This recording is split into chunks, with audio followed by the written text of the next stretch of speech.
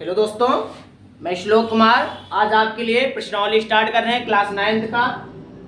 Class 9th है, subject math है, lesson first है, चैप्टर का नाम नंबर सिस्टम है और आपका प्रश्नावली 1.1 क्वेश्चन वाइज स्टार्ट कर रहे हैं। पहला क्वेश्चन क्या कह रहा है? पहला क्वेश्चन यही कह रहा है, क्या शून्य एक परिमेय संख्या है? तो हाँ, शून्य एक परिमेय संख्या है, इसे हम P/Q के रूप में लिख सकते हैं। पहला क्वेश्चन यही है। तो पहला क्वेश्चन यही है, कह रहा है क्या शून्य एक परिमेय संख्या है? तो लिखेंगे आंसर में हाँ, शून्य एक क्या है? परिमेय संख्या है, इसे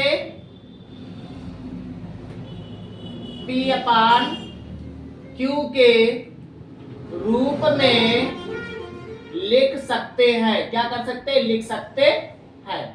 ये हो गया पहले का आंसर। मतलब यह है कि शून्य एक परिमेय संख्या है, इसे हम P/Q के रूप में से लिख सकते हैं। या जैसे 0/1 ये भी कर सकते हैं, जैसे क्या 0/1 या 0/2 तो लिख सकते हैं इसको P/Q के रूप में। यह आपका पहला क्वेश्चन हुआ। दूसरा क्वेश्चन क्या कह रहा है, इसको देखते हैं। दूसरा क्वेश्चन यह है, मोस्ट इंपॉर्टेंट है दूसरा क्वेश्चन। कुछ नहीं है, आप देखिए सिंपल सा तरीका है। दूसरा क्वेश्चन क्या 3 और 4 के बीच में 6 परिमेय संख्या बताना है। कितने? 3 और 4 के बीच में।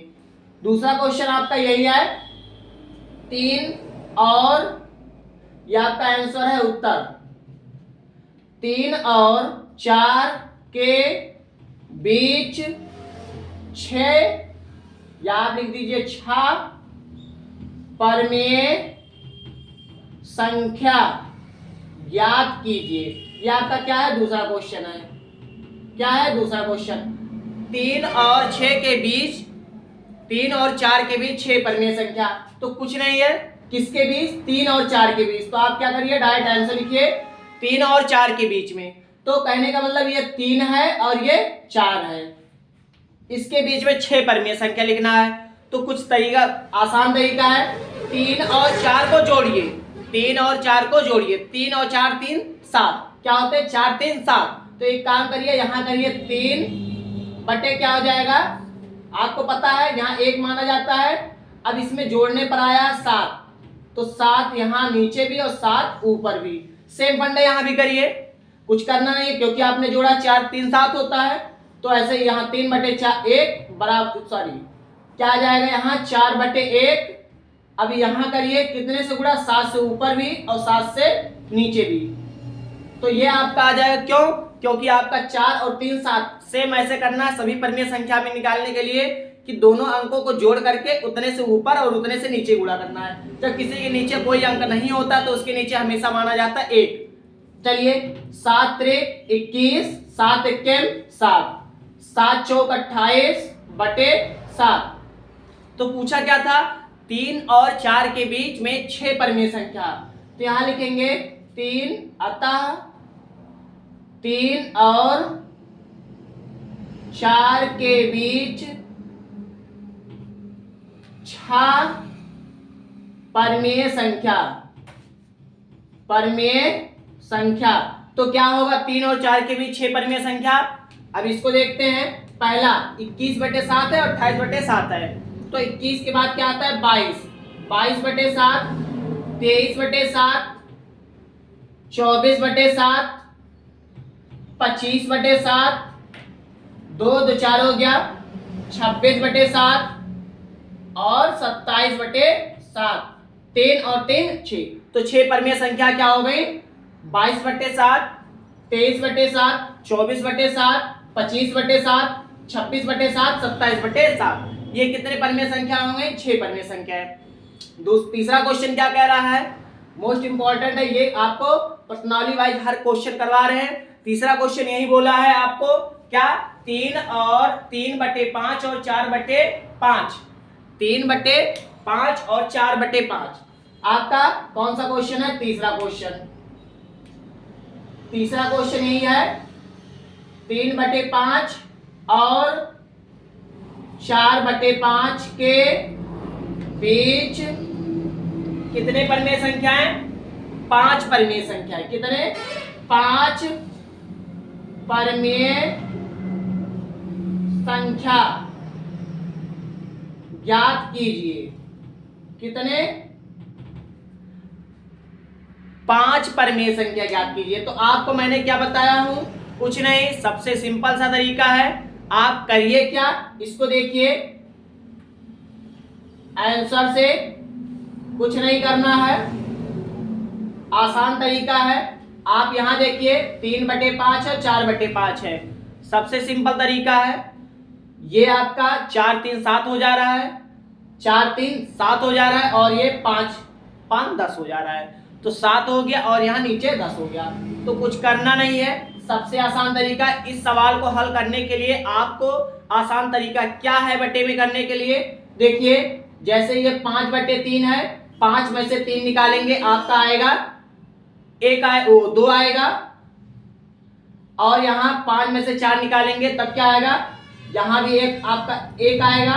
तो कहने का मतलब यह है मेरा 5 3 8 और 5, यहाँ आपका आ गया 8, 5 3 8 और 5 4 9।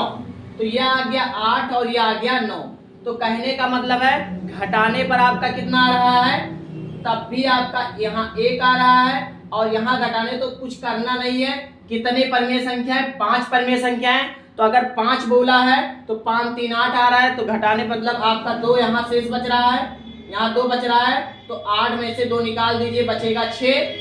तो यहाँ करिए क्या, 3/5 में क्या करिए, 3 गुणे 6/5 गुणे 6, 3/3 गुणे 6, 5 गुणे 6, छात्र 18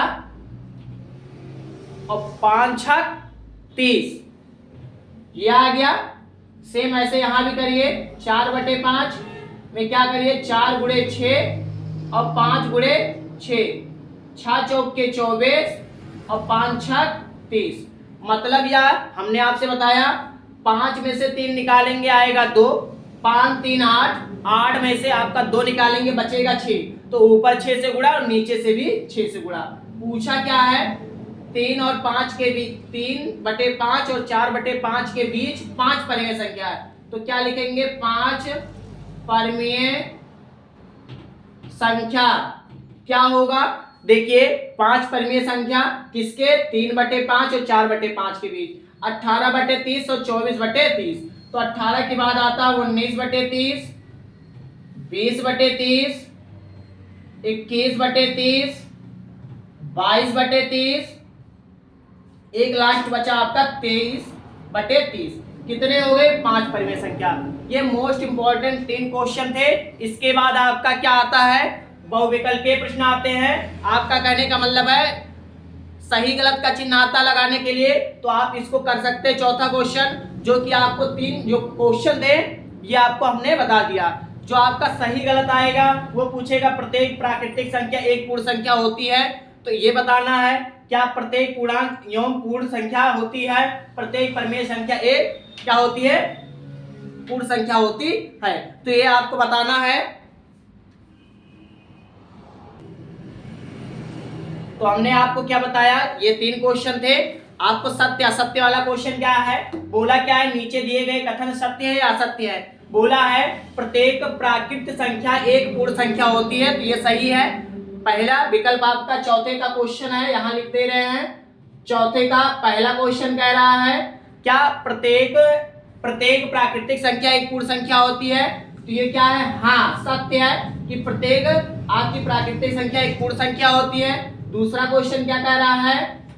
दूसरा क्वेश्चन यही बोला है कि प्रत्येक पूर्णांक एक पूर्ण संख्या होती है। गलत, प्रत्येक पूर्णांक एक पूर्ण संख्या नहीं होती है। ये क्या है? असत्य है। क्या है? असत्य। तीसरा क्वेश्चन क्या है? तीसरा क्वेश्चन बोला है प्रत्येक परिमेय संख्या एक पूर्ण संख्या होती है। प्रत्येक परिमेय संख्या एक पूर्ण संख्या नहीं होती है। ये भी क्या है? असत्य है। अगर आपको ये प्रश्नावली एक वीडियो में एक प्रश्नावली पड़ेगा आपका, अगर आपको समझ में आ रहा है तो चैनल को लाइक सब्सक्राइब शेयर जरूर करिए।